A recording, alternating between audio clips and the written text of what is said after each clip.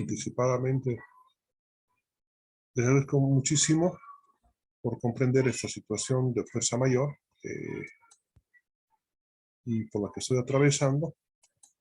Y vamos a continuar. Entonces, estamos viendo las etapas por las que tiene que pasar un proyecto de factibilidad técnico-económico. Nos habíamos visto la primera generación de la idea, pero ¿cómo se genera esa idea? Sino a través, sí, de la existencia de un problema. Entonces, la idea está en el objetivo, ¿no? ¿Qué es lo que queremos alcanzar? Entonces, esa generación del foquito que se enciende, la generación de la idea, ya está implicada directamente con la existencia del problema y con la propuesta del objetivo, ¿no? En realidad la propuesta tendría que ser la hipótesis y el objetivo, lo que queremos alcanzar para demostrar en la hipótesis. La siguiente etapa en el proyecto es el perfil del proyecto. Nosotros vamos a llegar a este nivel con nuestros proyectos. Ni siquiera podemos hablar de un proyecto de prefactibilidad, sí, porque el tiempo no alcanzará. Muy apenas el tiempo alcanza, sí, como para poder concluir de estudiar el contenido de la asignatura y elaborar algunos ejercicios. Entonces, para poder seguir más adelante, o sea, para hacer una prefactibilidad o factibilidad, definitivamente no hay tiempo suficiente. Entonces nos vamos a quedar en este nivel del perfil del proyecto y le vamos a poner un apellido más acá. Vamos a hacer perfil avanzado del proyecto, ¿sí? Es decir, vamos a ir un poquitito más allá. Pero estudiemos qué es el perfil del proyecto. Por supuesto que es la segunda etapa y se realiza una primera incursión sobre aspectos básicos con información de fuentes secundarias. Y aquí dice claramente fuentes secundarias, pese a que el proyecto de prefactibilidad también acude a fuentes secundarias. En este caso, efectivamente, netamente acudimos a fuentes secundarias, empleando los métodos que hemos analizado, que es el de la observación. Aquí está la señora observando un experimento, la revisión documental. Aquí tenemos a un analista de proyectos, está aprendiendo, está volviendo nuevamente a los libros, ¿no? ¿Por qué? Porque tiene que obtener información precisa, tiene que utilizar la formulación matemática, secuencias, procesos, etc. Y todo casi ya está definido, ¿no? Entonces ya es cuestión de consultar, ¿no? Y ahí está hecha la revisión documental y entrevistas a expertos. Entonces, fíjense, en este caso, los tres métodos, ¿sí? Son empíricos. La observación, la revisión documental y la entrevista a expertos. Con este cúmulo de informaciones, ¿sí? Entonces, es una primera versión sobre el segmento de la población que será beneficiada y sus características socioeconómicas. Es una primera incursión, no hacemos mucho cálculo, más o menos, sí podemos hacer una referencia en los perfiles avanzados. Nosotros vamos a presentar, sí, al finalizar el semestre, como les había indicado, vamos a hacer que este perfil del proyecto sea avanzado. Entonces va a estar entre este perfil del proyecto y el nivel de prefactibilidad. Vamos a ver aquí algunos otros elementos que nos interesa ver. Utilizando los métodos analítico, sintético e inductivo deductivo que utilizamos permanentemente nosotros para tomar decisiones en nuestra vida normal, se analiza el mercado existente para el bien o servicio que se quiere producir. Entonces, hay información de INE, hay información de revistas, porque estamos trabajando con información netamente secundaria. Estadísticas de asociaciones, algunas visitas que se tengan que hacer al emplear el método de la entrevista, ¿cierto? Y necesitamos acá conocer esta información para responder estas preguntas. ¿Para qué adquiere el consumidor el producto? ¿Sí? Diríamos que estamos comprando tabaco para hacer cigarrillos, pero resulta que el consumidor no utiliza esas hojas de tabaco para hacer cigarrillos, sino para para producir otro, para cubrir otro producto y no se echa a perder. Miren cómo son las señales diferentes. Por eso, ¿para qué adquiere el consumidor el producto? ¿Cuál es la frecuencia de adquisición del consumo? ¿Dónde lo compra? ¿A qué precio compra? ¿Quiénes lo adquieren? ¿De dónde procede el producto? Hay bienes sustitutos y otros que se vean pertinentes. Necesitamos, sí, obtener una serie histórica de consumo del bien o servicio, pero si hubiera y además de fuentes secundarias. Como nosotros vamos a estar en ese limbo entre perfil de proyecto y proyecto de factibilidad, vamos a elevar un poquito la puntería para poder presentar algunos intentos de proyección de la demanda más, ¿sí? Vamos a ver en su momento.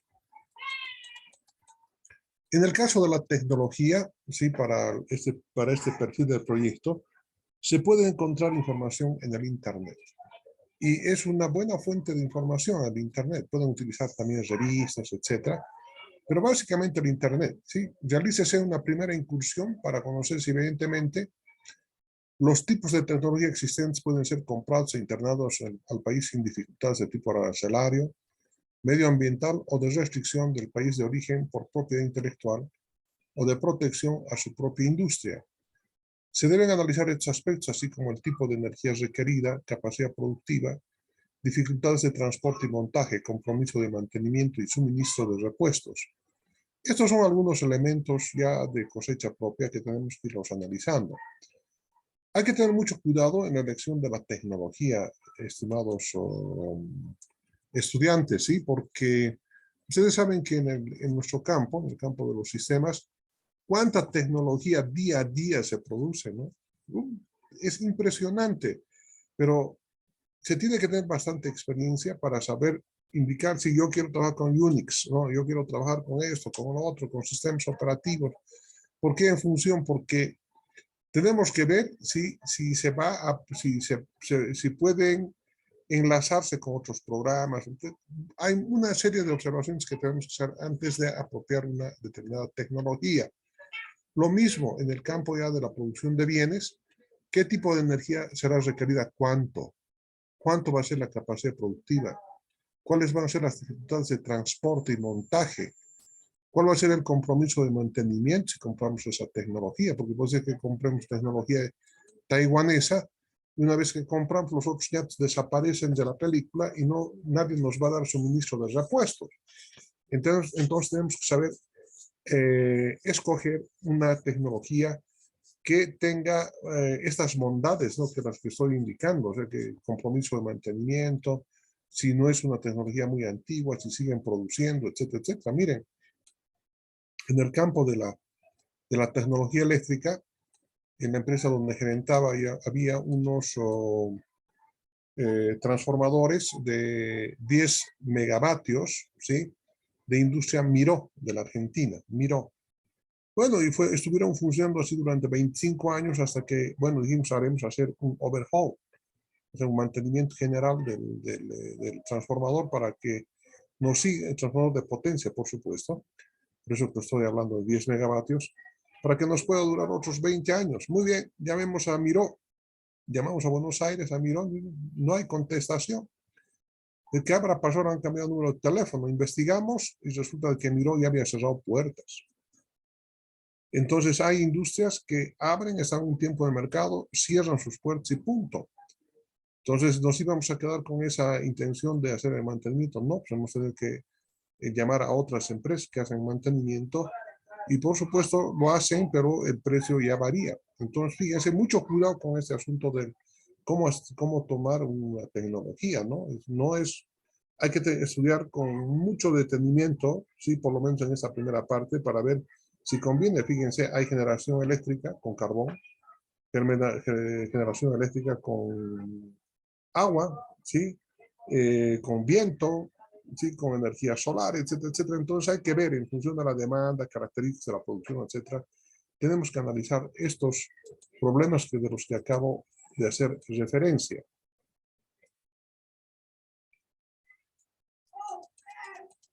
Tenemos que hacer algunas deducciones porque estamos en la parte de proyecto. Creo que no es muy difícil analizar en el mercado real, ¿no? Y decir, a ver, qué es lo que a cuánto se está vendiendo un determinado producto, dónde se vende, en qué cantidad, hacer algunas aproximaciones. ¿Por qué? Porque tenemos que hacer algún análisis financiero. Evidentemente, ese análisis financiero todavía es muy prematuro, pero ya más o menos para más o menos intentar decir que cuánto podríamos ganar. A ver, más o menos esta es la idea. A ver, yo tengo una propiedad agrícola, ¿sí? Y lo que quiero es plantar algunas variedades, o sea, que tengan el mínimo de intervención de mano de obra en el mantenimiento de la planta y que tenga un alto rendimiento. Entonces se me ocurre, ¿sí? Ustedes conocen los pistachos. Yo creo que si algunos de ustedes conocen los pistachos que venden en la calle, así son unas especies de manicitos, pero caros, ¿no? La libra está entre 70 y 80 bolivianos. Supongamos que la libra esté en 70 bolivianos puesto, ¿dónde? Puesto en la venta. Pero los señores que venden seguramente están ganando ya por lo menos por libra unos 10 bolivianos. Entonces debe haber un distribuidor mayorista que compra de las plantaciones o que traen y que debe costar más o menos unos 50 bolivianos en la libra, ¿no?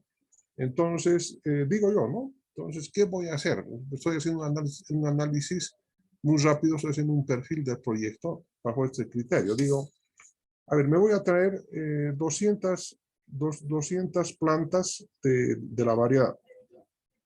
Estas 200 plantas, sí, dan máximo 10 kilogramos, no dan más. Entonces, eso serían 2.000 kilogramos en los 200 árboles.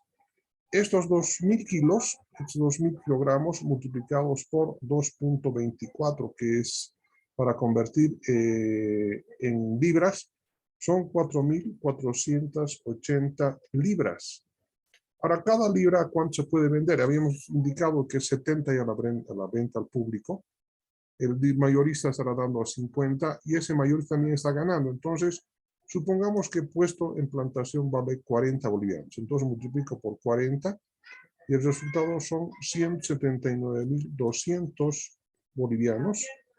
En dólares, 6.97.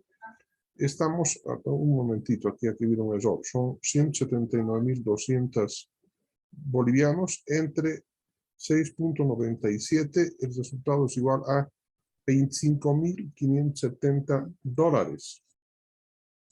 De 200 plantas, sí, que puedo implantar, y si la suerte me permite, yo quedaría anualmente, obtendría un ingreso, no ganancia, un ingreso de 27.500 dólares. Supongamos que de estos 25.700 dólares, ¿sí? Los costos de producción, mano de obra, recojo, cosecha, todo, tengo que pagar, yo mismo tengo que pagarme por ser el gerente de la plantación, etcétera, tendría una utilidad de 15.000 dólares anuales, más o menos poquito más de 1.000 dólares mensuales por este tipo de actividad. Entonces, fíjense, acabo de hacer una deducción que me imagino que les gusta, pero eso es lo que hay que hacer acá, ¿no? Entonces hay que hacer algunas proyecciones con información de segunda mano, de fuente secundaria, digamos así. Puede ser de que coincidamos con los datos que estamos haciendo, pero esta es una primera, un primer ensayo, si quieren llamar así, de lo que podría ser el proyecto. Y como verán ustedes, evidentemente, o sea, nos permite ya dar alguna señal, ¿no? Que podríamos tener o no utilidad. Todo hombre que se mete en los negocios hace ese tipo de deducciones e inducciones que acabamos de hacer. Estamos utilizando los dos métodos, el inductivo deductivo y el analítico sintético. Pasamos a la siguiente etapa, que es el estudio de prefactibilidad.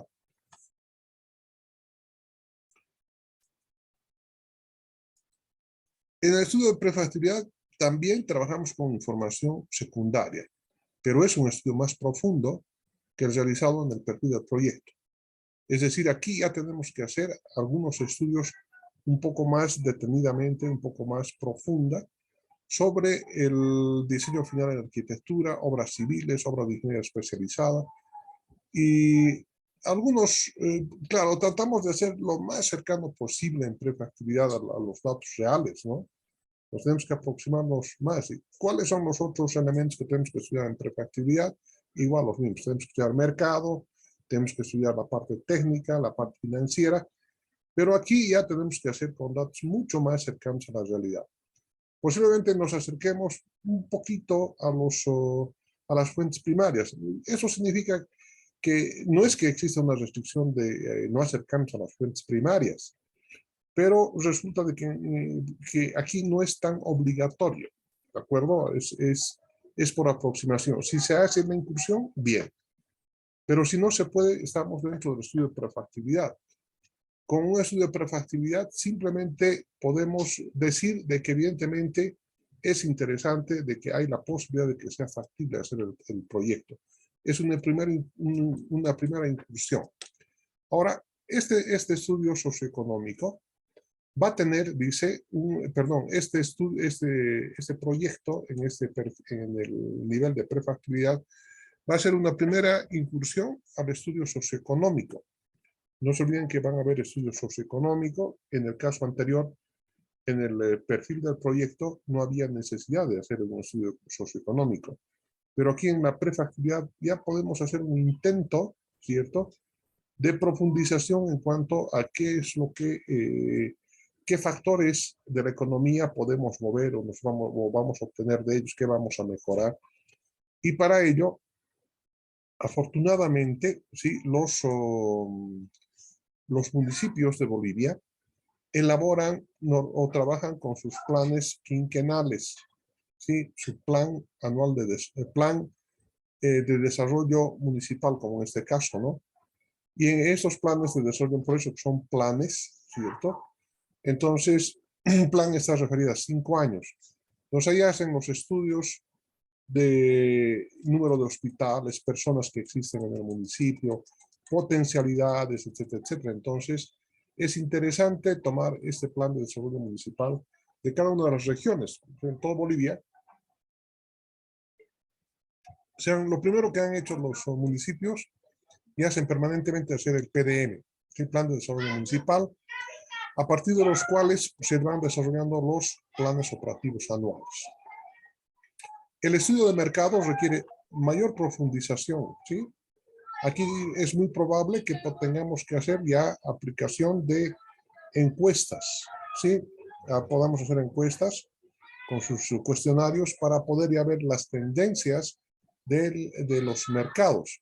Pero también se puede utilizar fuerte información secundaria para poder cruzar los resultados que tenemos, para decir hay mucha distorsión o evidentemente estamos enmarcados en lo que tiene que hacerse. Muy bien.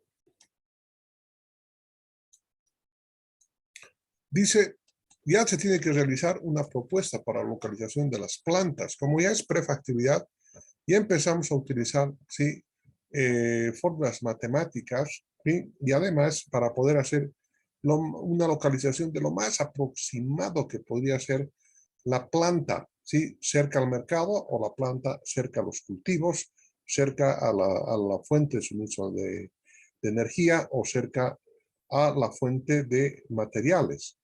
Entonces, nosotros necesitamos hacer emplear ya las técnicas que vamos a aprender, por lo menos ya para un mejor acercamiento, porque fíjense, una vez que se localiza la planta, a partir de este hecho, ¿sí?, de la localización de esta planta, empiezan a surgir costos. Claro, o sea, fíjense, si yo quiero instalar la planta a 10 kilómetros de la fuente de materia prima o a 30 kilómetros de la fuente de materia prima, fíjense, hay 20 kilómetros. 20 kilómetros significa un costo adicional. Entonces ya empiezan a aparecer aquí los costos, primeros atisbos de costos con los que debemos trabajar, evidentemente. El tamaño de la planta, ¿sí?, también es un aspecto particular que tenemos que determinar en función de varias variables. No es decir, si yo quisiera de tanto, porque así dice que se puede comprar. Hay muchas variables que tenemos que tomar en cuenta. Una de ellas, por ejemplo, es de que No existe una tecnología en función de los datos que indica el estudio de mercado. Seguramente va a ir un poco más o un poco menos. Y las inversiones van a ser distintas. Tengo capacidad de financiamiento, otro de los elementos que debo preguntarme. Entonces, aquí ya tenemos que empezar a preguntar con a los dueños del proyecto o los que van a ser socios, o sea, si tienen límites, ¿cuál es el límite de financiamiento que tienen? En otras palabras, ¿cuánto tienen para disponer, para dejar en garantía? Ahora, la ingeniería del proyecto debe seguir la metodología que se presenta en el capítulo correspondiente. Vamos a estudiar cómo poder estructurar el capítulo de ingeniería del proyecto. Pero acá en la prefactibilidad ya podemos hacer algunos cálculos ingenieros con precisión, ¿no? Y en función de eso podemos asumir costos, es decir, cuánto me va a costar, cuánto de gas necesito para calentar agua, cuánto de electricidad necesito para hacer mover. Algunos aspectos, ¿sí? El tipo tecnológico, que ya más o menos nos orienten si es o no conveniente realizar, o sea, por cierto tipo de tecnologías. Aquí en esta parte podemos hacer un análisis de 3, 4 tecnologías y a no un nivel muy fino, pero ya podemos tener aproximadamente los costos de la operación con una tecnología o con otra o con otra. Una vez que ya tenemos estos costos aproximados, ¿sí? de los costos, los insumos, la mano de obra que tenemos que hacer y que tenemos que hacer porque vamos a utilizar la misma metodología, entonces ya podemos determinar si las utilidades y en función de las utilidades determinar los beneficios, luego los beneficios netos y posteriormente determinar el valor actual neto y la tasa interna de retorno, que son los indicadores que nos van a demostrar si un proyecto es o no factible. Entonces, ya los indicadores de la prefactibilidad, ¿sí? ya nos asegura que entrar en el negocio es interesante, es bueno, que podría ser rentable y además factible. Si bien nos dan aquí a la primera parte de la información, aún no podemos asegurar de que va a ser el negocio muy bueno. ¿Por qué? Porque hemos trabajado con fuentes secundarias.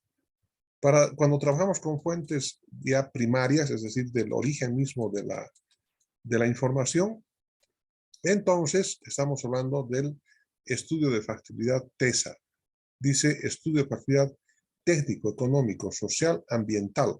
Entonces, hasta ese momento atrás, hemos hablado un poquitito de la parte social, nada de la parte ambiental, pero cuando estamos ya en ese nivel de factibilidad TESA, entonces aquí ya el estudio de factibilidad ya tiene que elevarse. Ya no podemos trabajar con supuestos, ya no podemos trabajar, tenemos que trabajar con el mínimo de incertidumbre, más bajo condiciones de certeza, pese a que todo proyecto se maneja en el ámbito de la incertidumbre, ¿cierto? Siempre va a haber la posibilidad de que muchas de las variables no sepamos exactamente si se van a cumplir o no. Bien, acá la entidad propiciadora, ¿sí? A fin de evitar el manejo administrativo, opta por licitar la elaboración del proyecto a fin de evitar el manejo administrativo. Normalmente, sí, las instituciones, excepto algunas, sí, para poder elaborar un proyecto de factibilidad, porque se requiere de especialistas que normalmente no puede contratar, pues, una entidad fiscal, sobre todo. A ver, identificamos y veamos este punto de a quién debe, cómo tiene que hacerse en la realidad. Las instituciones, ¿sí? Como ministerios o direcciones, gobernaciones, municipios, para hacer inversiones que son, por supuesto, millonarias en este nivel, o sea, tienen que asegurarse de todo lado. Entonces, los municipios tienen personal operativo, ¿sí? Para el desarrollo de las funciones normales que debe tener un municipio. Pero hacer un proyecto de este tipo necesita, ¿sí? De varios especialistas de experiencia. Entonces, lo que se hace es contratar los servicios de consultores o servicios de consultoría. Al contratar los servicios de consultoría van a elaborar el proyecto, porque se supone que estamos contratando gente que conoce y que nos pueden elaborar el proyecto. Es ahí donde ustedes pueden entrar en su vida profesional, miren, conociendo la elaboración de los proyectos. y por supuesto les van a pagar por una elaboración. ¿Cuánto debería costar un proyecto, no? Cuando está en el orden de los 100,000, 200,000 dólares, hasta el 10%. Pero en conformidad de que vaya subiendo $1,000,000, $2,000,000, entonces esa participación va bajando un poco más. Pero han habido proyectos que han costado $500,000, $1,000,000, $5,000,000 en función de la profundidad. Pero aquí estamos en el estudio de factibilidad. Aquí tenemos que elaborar cada uno de los pasos con la profundidad con la que vamos a estudiar. Ahora, reitero nuevamente, ya para el trabajo que vamos a hacer para el examen final, yo necesito un perfil avanzado del proyecto, algo que esté entre el perfil y el estudio de prefactibilidad, porque no habría tiempo, ¿no? Imagínense cómo calcular, primero diseñar y calcular una planta industrial, por decirlo, un centro donde tienen que estar los equipos, los servidores, etcétera, una especie de granja. ¿Sí? ¿Cuánto cuesta hacer eso? Se cuesta un montón de plata, por aproximación vamos a hacer. Pero si fuera ya factibilidad, entonces ahí está el arquitecto, está el ingeniero civil, que tienen que presentarnos los planos y los presupuestos ya con mucho detalle, ¿verdad? Muy bien. Luego, sí, una vez que ya tenemos ha terminado el nivel de la factibilidad, ahí termina la preinversión. Por eso dice preinversión. O sea, antes de la inversión, ya para efectivizar, tenemos que, hasta ese nivel, es decir, la idea de la determinación del problema y del objetivo, el perfil del proyecto, prefactibilidad y factibilidad corresponden a la fase, ¿sí? De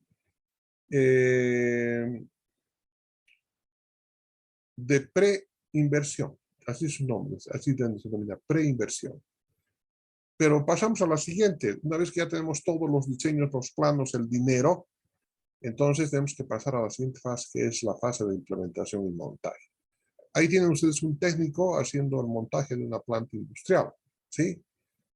Esta implementación y montaje, pues la quiero poner bien clarito, que tienen dificultad varios consultores con los que me he tropezado en mi vida práctica, ¿no? Objetiva en los ministerios. Hacen bien el proyecto y se olvidan, sí, de determinar la cantidad de dinero que tienen para la implementación y montaje. Y se les pregunta a los consultores, ¿no? Se les dice, bueno, señores consultores, dígame, ¿y cómo piensan ustedes implementar el proyecto? Ah, no sé, dicen, no, no. Ese es un problema particular de la alcaldía o del municipio. Y se les pregunta a los municipios, ¿y cómo pretenden ustedes implementar el proyecto? Ah, dicen, no, no sabemos, con nuestra gente, dicen. Pero en su gente no había habido un ingeniero industrial, no hay un ingeniero mecánico, no hay un especialista en vidrios, etcétera. No, no hay. Entonces, no se puede hacer. Entonces, en el proyecto, cuando se idea el proyecto, ¿sí?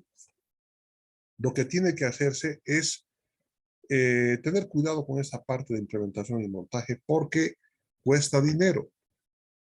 Cuando se compra una determinada tecnología, tiene que especificarse claramente, ¿sí? Los puntos que van a ser incluidos dentro del contrato. Entre ellos es determinar si la empresa que nos va a vender los equipos van a hacer el montaje gratuitamente o tenemos que pagarles. Y si tenemos que pagarles, ¿cuántos técnicos van a venir a hacer el montaje? Me dejo entender, ¿verdad?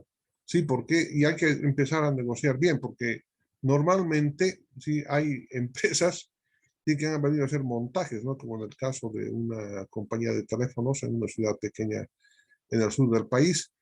Se han contratado el montaje, el centro mundo. El montaje nosotros tenemos que hacer, pues ustedes nos tienen que pagar. Ah, ya, muy bien. Cuando llegan los montadores, o sea, se han traído a sus obreros, sus técnicos.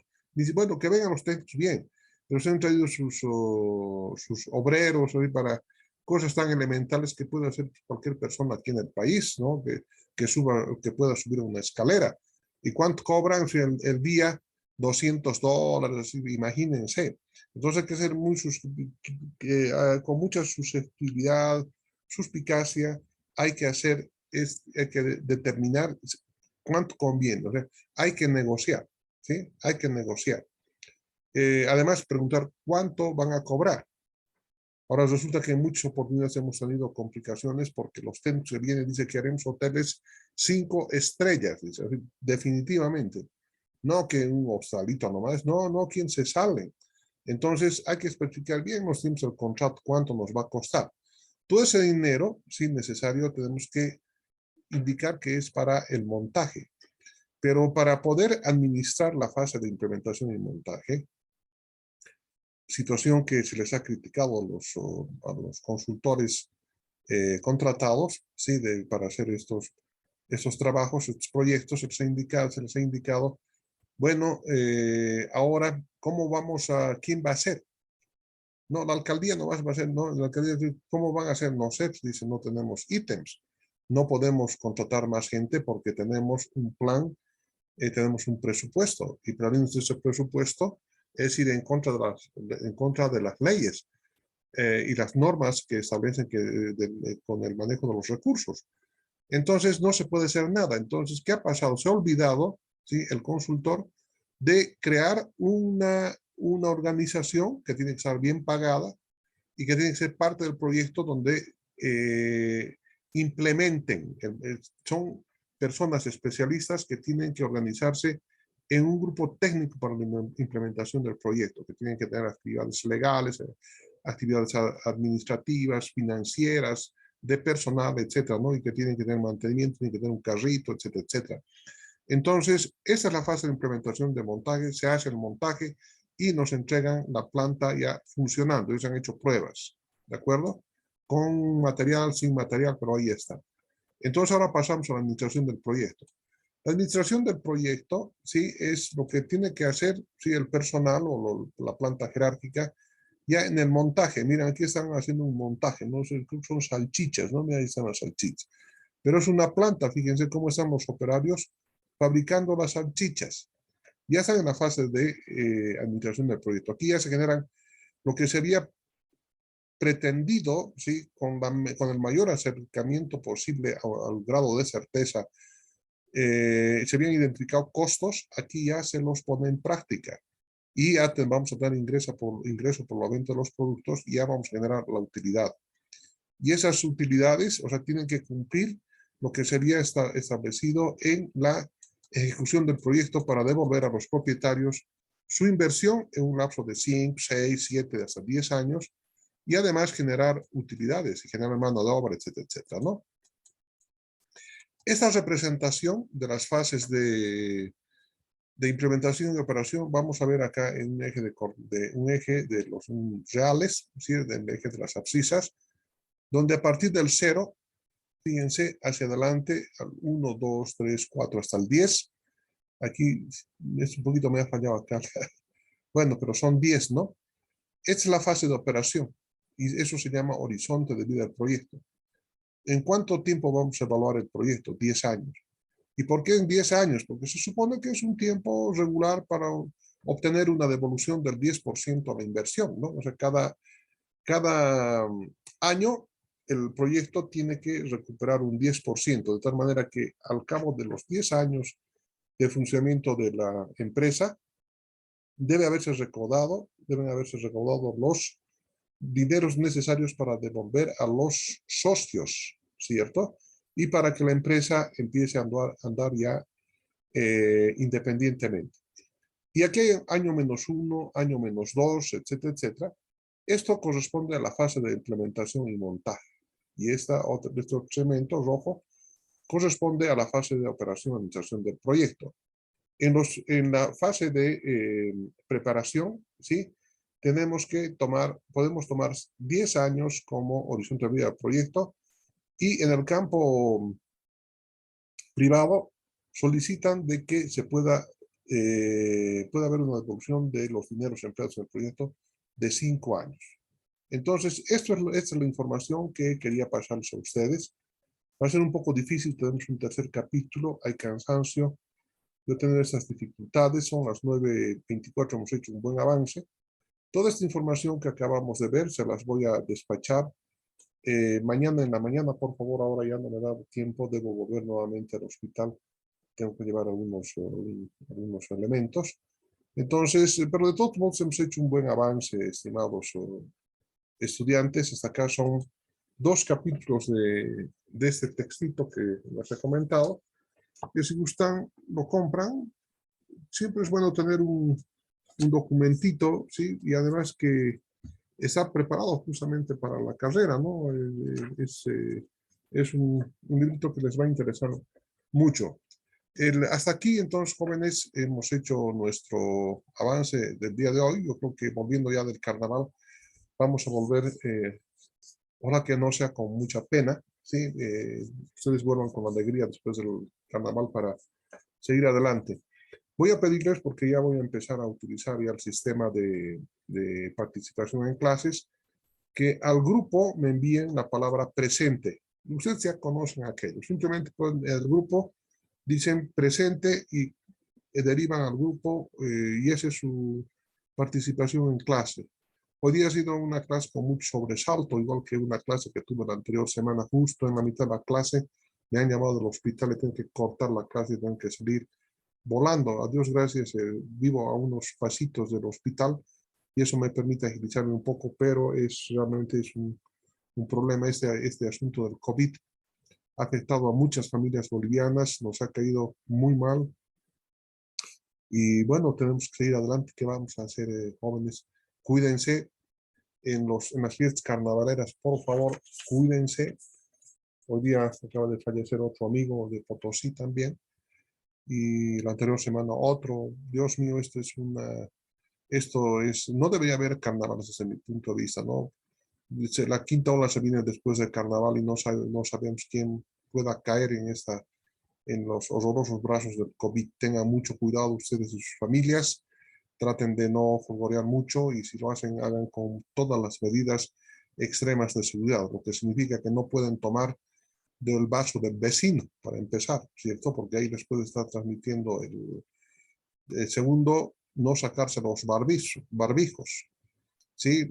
Con sus parejitas utilizan nomás los barbijos porque va a estar en el ambiente el COVID. Tengan muchísimo cuidado, jóvenes, eviten cualquier tipo de contagio por ustedes mismos y por transmitir a sus familias. Yo no soy muy partícipe de que se haya ampliado este asunto del carnaval, pero ¿qué vamos a hacer? Hay otras variables y autoridades que tienen la palabra.